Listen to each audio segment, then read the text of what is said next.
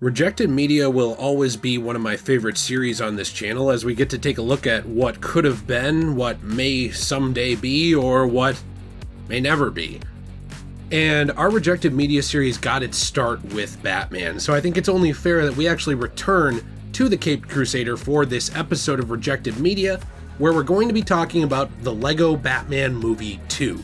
If you were a fan of the original Lego Batman movie and maybe you watched it during its premiere or early on in its show runnings, you might know that, interestingly, back in 2018, we were told that a sequel was going to be happening and it was in gear to land in theaters sometime in 2022. Now, if you're at home checking your calendar, it's not Groundhog's Day, we're not stuck in a time loop, at least that I know of. We really are now a full year past the expected release date for the Lego Batman movie sequel, and there's no film in sight. Now, in a refreshing change of pace today, there is a lot more transparency than usual with this piece of Rejected Media, as creative heads such as director Chris McKay have been fairly forthcoming with information about the potential film. Usually we have to dig out the old detective hat, reach out to several people in the creative industry who never respond to me because my channel is just not big enough and I don't know anyone. Nepotism is a real bitch. And then we have to dig through every possible on-record interview, article, and scrap of information around a rejected project before we even begin to scratch the surface. Since this time's a lot more straightforward, we're not going to need quite as long to get to the meat of the subject, but before we go further, if you do enjoy this video, please consider leaving a like and subscribing for more content. We are over 116,000 subscribers now, and you just doing something as simple as leaving a comment, letting us know what you think, actually does really help our channel out a lot as we continue to grow one step at a time. Also, if you enjoy this video, there is an entire playlist of Rejected Media on this channel. It's one of my favorite things to cover, so I hope you will consider checking that out as well. Moving right along, the Lego Batman movie director Chris McKay has been surprisingly forthright about what the overarching plans for a Lego Batman sequel consisted of. In a previous interview with Collider a couple of years ago, McKay actually revealed that one of the biggest obstacles that now stands in the way of the film is, as many moviegoers actually dread to hear, a rights issue, saying, "Because Lego has left Warner Brothers and is now over at Universal, there probably won't be a Lego Batman sequel, unfortunately. I'm so sorry to say that, but I don't think they'll be making a Lego Batman 2. Now, it was actually revealed back in 2020 that Universal Studios signed a 5-year exclusive deal to make Lego movies. Now, oddly, as of April 2023, a whole 3 years after acquiring those rights to make Lego films, there's been really no word on Universal actually doing much of anything with the brand, outside of having easier access to licensed Lego sets, for things like Minions, which actually have come to some Universal Studios theme parks, so they are doing something with it. That said, it's becoming a bit reminiscent of something like Activision in the gaming industry, where they'll sit on the rights to a lot of beloved properties but refuse to do anything with them for years at a time, which makes one wonder what the real point of acquiring the Lego franchise really was for Universal, especially considering that there are licensing deals with people who don't have close ties to Lego. I mean, Marvel, for example, and DC are both able to put out Lego sets. They are both able to license their characters to Lego to make money off of toys and merchandising, but of course it's not like both of them own Lego, so owning the rights to Lego movies was not necessary for Lego sets to be made from Universal. It's a bit of a mouthful. It does kind of leave you wondering what's up with that deal. Maybe it was heavily affected by COVID, so it's possible that there is still going to be some kind of movie materializing from it, but so far there's been nothing. One thrown around idea on the internet that I actually would love to see is a parody like Fast and Furious Lego film. I think that would be really fun. It is also possible considering Lego has actually made a couple of Fast and Furious sets now, including one of Dominic Toretto, or of course as well Paul Walker's character Brian O'Connor with some of their signature cars. But that's neither here nor there, since it doesn't really leave the door open to any kind of Lego Batman. And while this is unfortunate news, it's to be expected at this point in the entertainment industry. Rights issues often stand in the way of things that fans or even creators want to actually see materialize. Audiences really need to look no further than the horror community. The horror community is one of the worst when it comes to rights issues. Things like Friday the 13th or even Evil Dead you can see just how jarring and mind-bogglingly complicated rights issues can actually be, and how they can affect franchises' potential and ability to create more installments later on. One of the biggest issues with LEGO Batman as well, because of these rights issues, is that you can't simply remove the LEGO element and tell the same type of story tying it into the first movie, as LEGO was so intricately woven into the fabric of the original LEGO Batman movie and the LEGO movies themselves. I mean, it's not just in the title, it's also in the DNA.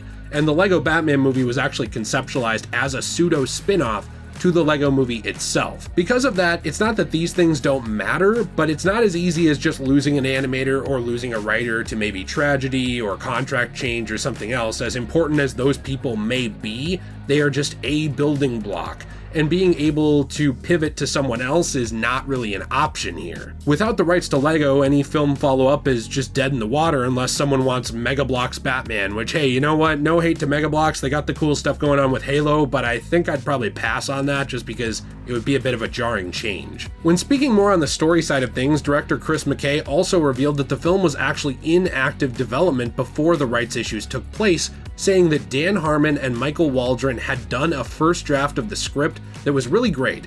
It was truly epic both from an action standpoint and from a story standpoint. The structure was Godfather Part 2, a story about Batman's relationship to the Justice League and Superman now, as well as the formative moments of the Justice League and Batman's relationship with Superman then. This Collider interview also revealed that this film was being thought of as sort of a Boogie Nights type of film. Now, what's interesting about this to me is that it certainly must have been in tone, as Boogie Nights was an interesting comparison to make.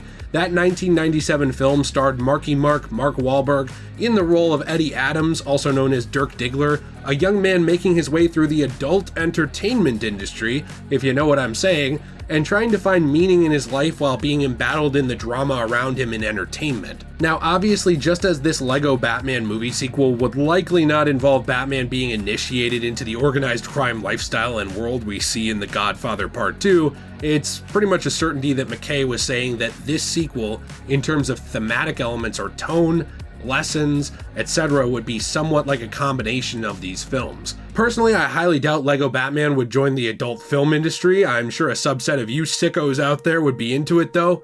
Me too. And I doubt I'd be able to turn down a ticket myself to that level of insanity, so I'm just saying if you want to make it, there might be a built-in audience there as well. In terms of some of the themes we would have actually seen on screen, McKay said that audiences would have enjoyed a story regarding friendship and change. It was about how hard it is to change, to commit to a change, to stay on the new road you've carved for yourself, especially when maybe you weren't such a good guy to your friends. Your old friends might not be able to see the new you, they might still live in the past, but as the movie and Robin find out, the past might be more complicated than it seems. In really a surprise to no one regarding that information, the LEGO Batman movie sequel wasn't going to just be a fun action romp with goofs, gaffes, and laughs, but a movie that had some heart to it. A little throwback to young Jay, but when I was just a wee lad growing up in the United States, I remember going to see the original LEGO movie in theaters. Not even just LEGO Batman, I mean the original LEGO movie. And I know it's not that old, but there was a lot of talk around that movie as well coming out. Nobody that I knew or spoke to online or in real life was really expecting some heartfelt movie with life-changing meaning behind it. The general expectation of the audiences that I encountered was a fun, silly movie akin to something like Michael Bay Transformers films, where you just kind of sit back, enjoy some flashy on-screen moments, and get away from the responsibilities of life, if even for a few hours. It was actually surprising to a lot of people, including me, when the movie came out and actually had a lot to say. It wasn't only concerned with mindless entertainment, but also with making audiences feel something outside of themselves and think a little bit. Now, because of this, it's both reassuring but also a bit heartbreaking to hear that the LEGO Batman movie sequel was set to follow a similar path as both its predecessor and the original LEGO movie, looking to explore some actual themes and character growth that would actually resonate with audiences. We missed out on a film that wasn't just going to be flashy eye candy, but actually a little bit thoughtful as well. Interestingly, in response to this Collider interview, lead writer Michael Waldron actually posted the proposed cover page for the film back in 2021 on Twitter, and I guess this is one of the few good things to actually come out of Twitter. And I thought we could take a look at it together, as I don't really have the privilege of looking at many cover pages since leaving college. I used to have to write these, or review them, so it's nice to be on the other side of it looking at a potential film instead of a research paper that yours truly has to write. The tentative title was actually Lego Super Friends, based on the Lego Batman movie, based on the Lego movie, based on the Lego line of toys, which were probably based on Lincoln Logs, also based on the DC Comics character Batman, Superman, and Aquaman, and the Wonder Twins, also loosely based on Boogie Nights, based on the cartoon Super Friends, based on an original idea by Dan Harmon and Michael Waldron. There's a lot of based on, but this is pretty much what we got. There is a little bit to actually extrapolate here, but it does back up everything Chris McKay was saying, not that he would have any reason to be an absolute mad lad, god of chaos of a person and lie about this. I think that the title Super Friends being one of the tentative titles is actually very interesting though, because it goes to show us that there was going to be a lot of focus on other characters that are not just Batman this time around. Now, in a 2023 interview with Uproxx, McKay revealed even more of the canceled sequel, and the interview exchange went as follows. Are they still going to make the Lego Batman movies? No. So that's done? Yeah, because it's with Universal. Lego is with Universal. Oh, right. And Warner Bros. Isn't gonna license out Batman. Yeah, I think that yeah. Well, that's a shame. Yeah, I know. That movie was really fun. Now, something that I think is interesting here, I don't want to put words in anybody's mouth, but I do think it's interesting that the idea of Warner Bros. Not being willing to license out Batman did come up from the interviewer's perspective, to which McKay answered pretty much, that's probably not going to happen. And so because of that, I will say that for me, yes, it is obviously sad that this movie isn't happening, and yes, of course, the rights going to Universal is certainly a reason for it. I don't personally think Universal themselves is entirely to blame though. Obviously, Universal worked out a deal with Lego that was better than what WB was going to offer them, which is partially WB's fault on that one. And also, WB does have the opportunity to license out their characters if they want to. We're starting to see that actually happen a little bit now as well. So it is always possible that something could happen, because we are seeing things like, Batman shows landing on different networks, obviously as well with things like the cancellation and then revival of the Caped Crusader. We are seeing things like Superman getting a show on Adult Swim because people don't want to pay all the licenses, etc., to keep all of these things on HBO Max and Discovery. With the merger with WB, there's the potential for a lot of good and a lot of bad, and we'll just have to wait and see what happens when it comes down to licensing. But if WB doesn't decide to license out Batman, if they decide against that, that is just as much their fault for holding on to that and not wanting that Lego Batman movie made as it is for Lego with going with Universal, or Universal for making the deal in general. Later on in the same interview with Uproxx, director McKay actually revealed a bit more of the script that was worked out originally, saying, "We had a really fun script with Dan Harmon and Michael Waldron. They wrote a really fun kind of Super Friends. The sequel would have been a quasi-Super Friends movie, and the structure was going to be sort of a Godfather 2 kind of thing, with Batman and the Justice League facing a modern-day problem, Lex Luthor and OMAC, while at the same time flashing back to the reasons why Batman and the Justice League, and in particular Superman, have bad blood. It was going to explore Superman and Batman's relationship in a very different way than you've seen it portrayed, including Superman's alienation from humanity and how hard it is to truly be friends, real friends, for years. It was ultimately going to answer the question, how do you become super friends? And there was going to be a crossover with a major franchise that can only happen in a Lego movie. One thing that's interesting about this is not just the fact that we have absolute confirmation on the fact that the villains were going to be Lex Luthor and OMAC, but also the fact that this was going to have a lot of flashbacks, and of course, it was going to explore Superman in a new way that McKay actually said he didn't believe had been shown on screen before, at least in films. Now, I do want to add here as a little bit of a note, because I think some people will see that as a shot at the Snyderverse or a shot at Superman's more recent portrayals in films. Now, personally, I don't actually think this was that, because he also did go on to talk a little bit about his potential Nightwing movie that wasn't happening right now due to the restructuring of the DCEU, and he didn't have anything really negative to say about Zack Snyder, James Gunn, or anyone involved. I don't think this was him taking, a sub-tweet type shot at Man of Steel or at any of the Donner movies or any, Superman on-screen adaptation, but really kind of trying to say that he's trying to get into that friendship aspect of Batman and Superman a little bit more in particular. Some of the final information I wanted to take a look back at was in that Collider interview we originally looked at from a couple of years ago, where there was some information revealed that's pretty interesting regarding the original Lego Batman movie.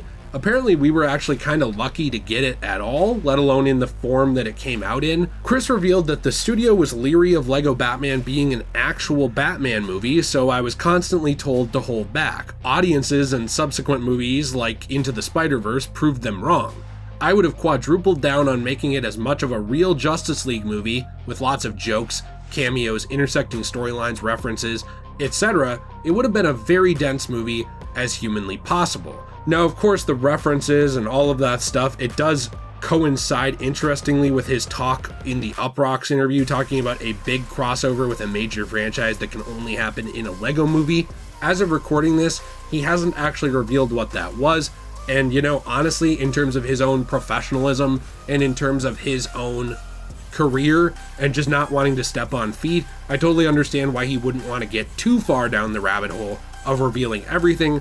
Just like I understand why the writers would not want to leak the entire full script of the proposed movie in case maybe in the future something could still happen. McKay did finally reveal that they had a lot of great voice actors from the Lego movie and Lego Batman, saying, again, that the villain was going to be Lex Luthor and OMAC. There's more, of course, lots of Aquaman, Wonder Woman, and Lois, and there was going to be a big crossover at one point in the movie that you can only do in a Lego movie. I'm sure you can guess what it was.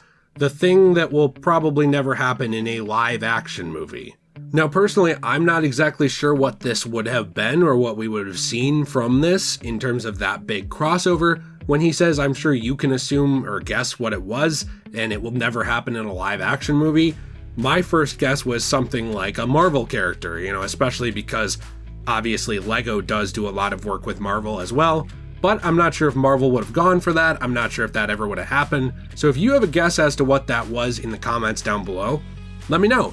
Maybe I'm missing something right under my nose, but he never did go into more detail on that. Overall, it's a bit sad to me because it seems like this would have been a really interesting, fun, heart-filled movie. There was a lot of stuff to look forward to, multiple villains, but handled in an interesting way, and of course the friendship dynamic between Batman and Superman, something that we don't actually get to see a lot of in depth on screen. Being committed to making a Super Friends-like movie while also tackling serious issues was something that unfortunately I think audiences really missed out on by it not happening, and there's not a lot of positive silver lining to talk about when it comes to this movie. Sometimes when a storyline or a feature film or game is canceled, I end the video by saying, you know what, I'm kind of glad that got canceled because that sounded bad. This is not one of those cases. There's really nothing in here that sounds bad to me. It pretty much all sounds like positives. And so because of that, I don't want to be a downer, but I really feel like we and the creators missed out on getting to see this movie. I also think it's too bad that the studio was originally leery of Lego Batman being actually based on Batman, thinking that this kind of thing couldn't have been done, and Spider-Verse came in and knocked their socks off and really showed that it could be, as well as the work, obviously, that McKay and others did do on the original Lego Batman film. It's unfortunate that when it comes to WB and properties around them, a constant seems to be, but they didn't have faith in the project, or but they didn't think it would turn out well, so they half-assed it. It's very unfortunate because, this is one of those studios and one of those brands that owns some of the most interesting entertainment, I think, on the planet. Not all of it, obviously, and there's a lot of bad there too, but I think they own a lot of very unique and interesting characters that can, really live on and stand the test of time, that so much can be done with, and oftentimes we get to hear, yeah, but they didn't think that would be good, so they screwed around with it.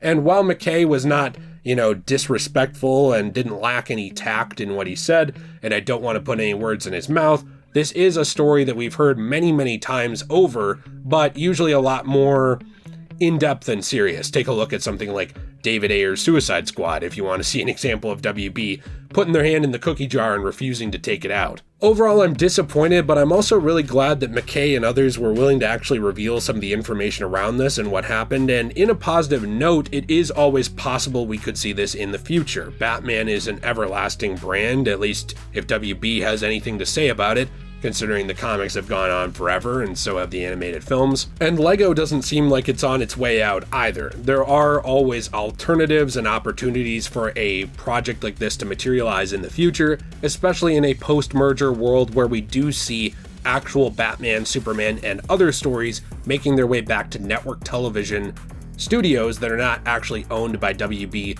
through licensing rights. So again, it's always possible. We'll have to wait and see, but this is all the information we have, and I want to hear in the comments down below, what do you think about it? What do you think the crossover was going to be? Are there any Universal Lego movies you'd want to see before they lose the rights to Lego as well? I do think something like Lego Fast and Furious would be really fun. Stupid, but fun. So there's a lot you could do with something like that, but overall, I'm disappointed but happy that there was this level of transparency. Please be sure to leave a like if you enjoyed this video. Check out the other videos on this channel because we do have a whole playlist of rejected media. Again, like I said, one of my favorite series on this channel.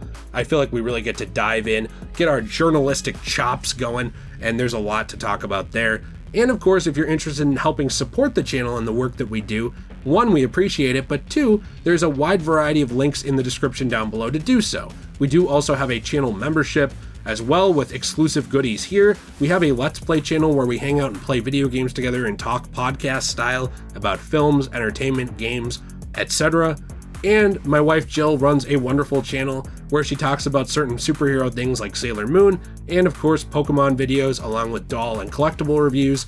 And finally, we do have our own merch store. Now this store is either degeneratej.com, enchantedglamour.com with GLAMOR, or of course as well magicaljill.com, where there is a wide variety of things sold that go to help support the channel and the work we do here. There is wonderful handcrafted jewelry, one of a kind or repeated, really just depends on the piece, that my wife Jill makes. And also there is comic book resin pieces from repurposed comic book art that was making its way towards landfills that we have saved and turned into something creative and fun for you guys at home to enjoy.